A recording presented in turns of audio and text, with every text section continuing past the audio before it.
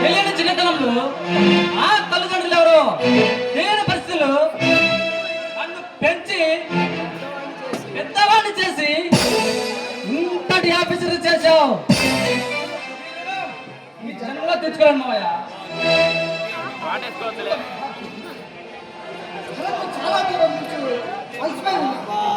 అవును నాన్న, అవసరం కాబట్టి నువ్వు నీళ్లు తీసుకోవడమ్మా.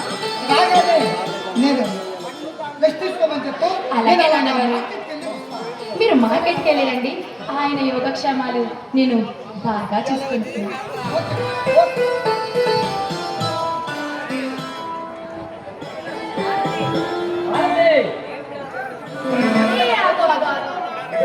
ఏంటి ఆ చిలిపి పనులు? నీకు చిన్ననాటి నుంచి కూడా నీ చిలిపి బుద్ధులు చిలిపి పనులు అస్సలు పోలేదు భరత్. నీ కోపానికి కారణం నేను రావడం ఆలస్యమైందనా? ఆలస్యం అయ్యిందా అని అంత చిన్నగా అంటావేంటి? ఇప్పటికే నువ్వు రాలేదని బెంగ పెట్టుకొని బక్క చిక్కిపోయి ఉన్నాను. ఆ మాత్రం కళ్ళకి కనిపించట్లేదా సార్ మీకు? భారతి, నిండా పనుల మీద నేను రాలేకపోయాను. ఇంత మాత్రానికి ఇంత కోపమా? చూడు భారతి, నా హృదయంలో నీకు ఎప్పుడూ స్థానం ఉంటుంది. నువ్వెన్ని చెప్పినా బావా నేను వినేదే లేదు. ఇకనైనా సరే నన్ను విడిచి వెళ్ళనని నా మీద ఒప్పేసి చెప్పు బావా. భారతి, నా జీవితం కత్తి మీద సాము లాంటిది. ఏ క్షణంలో ఏం జరుగుతుందో ఎవరికి తెలియదు. అంటే నీ అభిప్రాయం ఏంటి బావా? నన్ను బదిలి దూరంగా వెళ్దామనా, లేదంటే దేశ రక్షణ కోసం ఆ ఉద్యోగం ఖచ్చితంగా చేయాలనా? నాకు అర్థం కావట్లేదు. అది కాదు భారతి, సుమారుగా ఎన్నో సంవత్సరాలుగా ఉత్తరావణాయుడు అనే పందిపేట అతని అనుచరులైన కాళిదాస్, యుగంధర్, వైయాకర్ అనే దుండగులు ఈ ప్రాంతాన్ని కొల్లగొడుతూ ఎందరి ప్రాణాలు తీస్తూ ప్రాంతాన్ని భయప్రాంతులు గురి చేస్తున్నారు.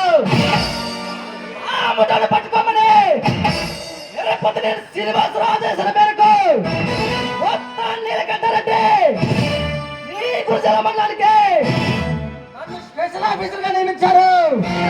ఈ పోరాటంలో ఎప్పుడు ఏం జరుగుతుందో నాకు తెలియదు. ఇంతలా చెప్తున్నావు కదా, ఈ పోరాటంలో నీకు జరగకూడదు ఏదైనా జరిగితే ఈ చిట్టి ఎంత తట్టుకుంటుంది బావా? చాలా సంతోషం భారతి. నా కష్టసుఖాలు పంచుకొని నాతో కలకాలం జీవించాలన్నా నీ ఆశయానికి నా ధన్యవాదాలు.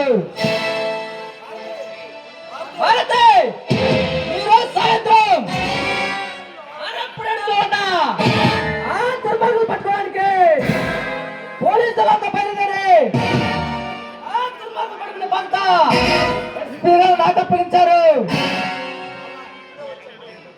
ఏంటి బావా ఇప్పుడు ప్రత్యక్షమయ్యి అప్పుడే వెళ్ళిపోతావా? బావా వెళ్తే నేను తట్టుకోలేను బావా, నేను ఉండలేను. కోపం కాదు బావా, కోపం కాదు. నీ మీద ప్రేమ నన్ను మాట్లాడిస్తుంది. నువ్వు లేని ఈ జీవితం నాకు వద్దు, వ్యర్థమే. కానీ బావా ఒక్క విషయం గుర్తుపెట్టు, అతి తొందరగా వచ్చే బావా. భారతి, నువ్వు ఎప్పుడు కొనుక్కుంటే అప్పుడు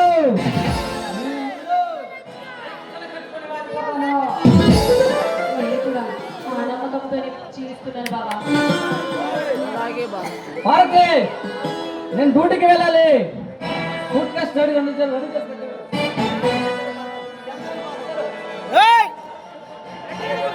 చెప్పా